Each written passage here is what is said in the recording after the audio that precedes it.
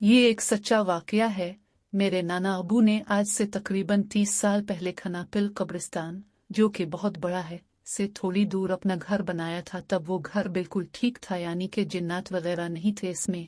घर काफी बड़ा था, 5 बड़े कमरे, 2 स्टोर, 1 किचन, 3 वॉशरूम, 1 पक्का सहन, जबकि इसके साथ एक कच्चा सहन बनाया था। जबकि छत पर सिर्फ 2 कमरे और 1 वॉशरूम था। घर काफी बड़ा था। जब घर को बने 4 साल हो गए तो नाना अबू ने कच्चे सहन में एक कुनवा खोदा, लेकिन कुछ अरसा बाद पानी सूख गया था। तब नाना अबू ने कुनवा बंद करवा दिया था। लेकिन कुनवा बनवाने के बाद से ही घर में जिन्नात की मौजूदगी का एहसास होने लगा। मेरे 3 मामू और 1 खाला हैं। इन सब ने और नाना नानी ने घर में बहुत दफा जिन्नात की मौजूदगी को महसूस किया, लेकिन तब तक किसी को जिन्नात ने डराया, नुकसान नहीं पहुंचाया था। मेरे बड़े नामों की शादी हुई तो मामी ने भी कुछ गैर मामूली चीजें महसूस की।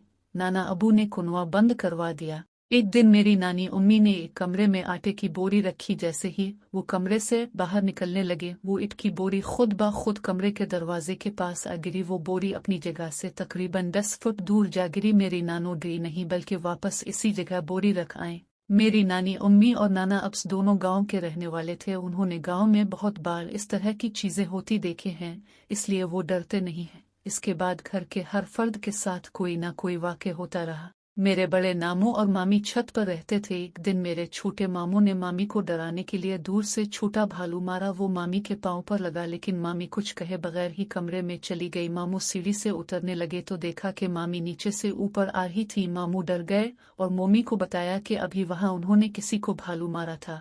मामी मामू के साथ कमरे में जाकर देखा तो वहां कोई न था, लेकिन वो भालू वहीं पर पड़ा था। मामू बताते हैं कि इस रात वो सो नहीं सके, क्योंकि कोई चीज बार बार उनके पांव पर लगती।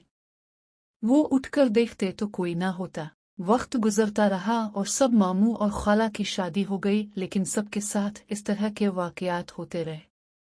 कजिन लोगों ने भी बहुत बार स्टोर के साथ वाले एक कमरे में किसी औरत को देखा है, जिसने एक छोटे बच्चे को उठा रखा होता था।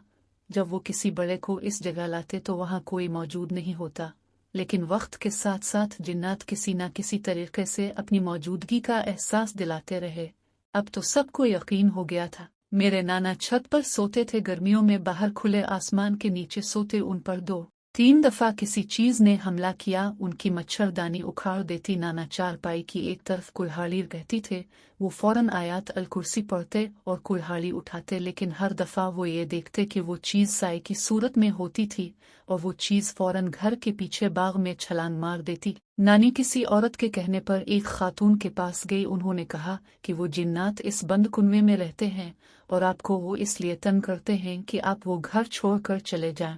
नाना अबू और नानी उम्मी ने फैसला किया कि वो ये घर बेच देंगे। जब घर बेचने की बात सबको बता दी तो इसके बाद रात को साफ नजर आता कि छत पर बने कमरे की छत पर कोई बैठा है, और इस बात की तस्दीक साथ मौजूद दूसरे घर के लोगों ने भी की थी। उनका कहना था कि आपकी छत पर जो कमरे बने हैं वहां कोई औरत बैठी होती है, और तहज्जुद के वक्त हम सब ने देखा है इसको। एक बार खाला और उनकी बेटी छत पर सो रही थी। साथ वाले कमरे में नाना अबू और नानी उम्मी भी थी।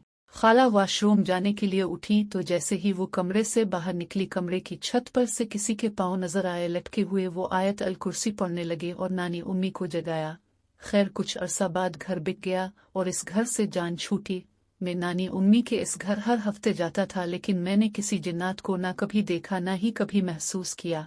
जब मेरी उम्र 17 साल थी तब वो घर बेचा था। इन 17 सालों में एक दफा भी किसी को नहीं देखा। गर्मी की आधी छुट्टियां में नानी उम्मी के घर पर गुजारता था। मेरी उम्मी ने भी किसी चीज को नहीं देखा वहां, जबकि नानी उम्मी, ना अलिफ अबू और घर के हर फर्द, यहाँ तक के बच्चों के साथ भी वाकयात होते रहे थे।